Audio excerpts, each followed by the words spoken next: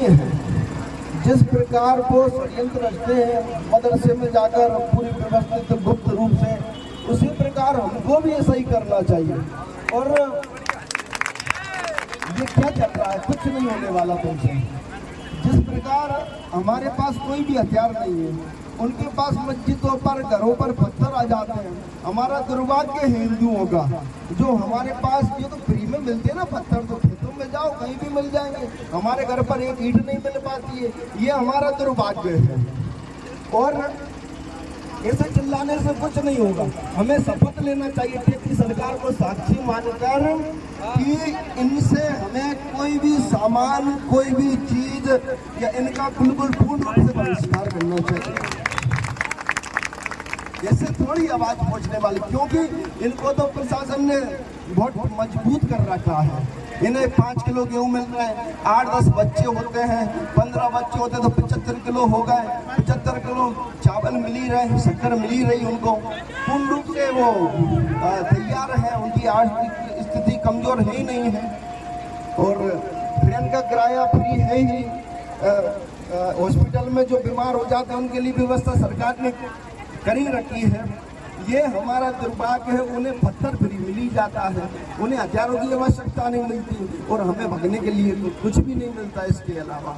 इसलिए हम सभी हिंदू समाज को साक्षी मान के श्री हनुमान जी महाराज को शपथ लेना चाहिए कि इनसे कोई भी सामान हम नहीं खरीदेंगे, इनका पूर्ण रूप से बहिष्कार करेंगे।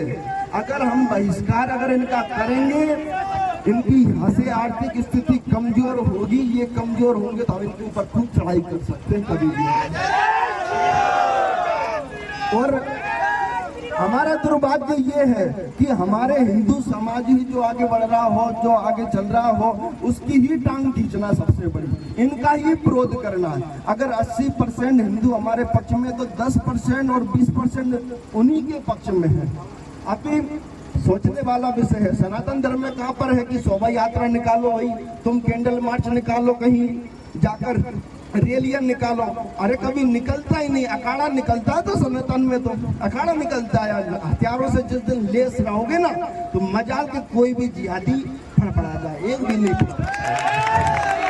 इसलिए हमें पूर्ण रूप से तैयार रहना चाहिए। अगर हुआ मेरे धर्म पर घात, मैं पृथ्वी घात करूंगा, हिंदू हूँ, हिंदुत्व की ही बात करूंगा, क्योंकि हमें तैयार ही रहना चाहिए पूर्ण रूप से। आज नहीं तो कल तुम्हारी बारी निश्चित है। अगर इनको जिनको लगता है कि हमारे यहाँ पर कुछ नहीं हो रहा है, कहाँ हो रहा है, कहाँ दिक्कत बनी है, उन्हें समझना चाहिए। पश्चिम बंगाल, केरल, अनेकों संबल देखना चाहिए, इनको समझना चाहिए। हमारे गुना में भी ऐसी घटना हुई है। अगर हम अभी ना समझे तो कभी नहीं समझ पाएंगे। ये गद्दार, ये आतंकवादी और ये मान लीजिए उस समय पर देवता थे और आज हम मनुष्य बनकर आए और ये राक्षस बनकर आए, और इनका सामना करना पड़ेगा, पूर्ण रूप से करना पड़ेगा। जिस भाषा में जो समझे उस भाषा में हमें समझाना ही पड़ेगा, तो ही हम इनसे विजय की प्राप्ति कर सकते हैं।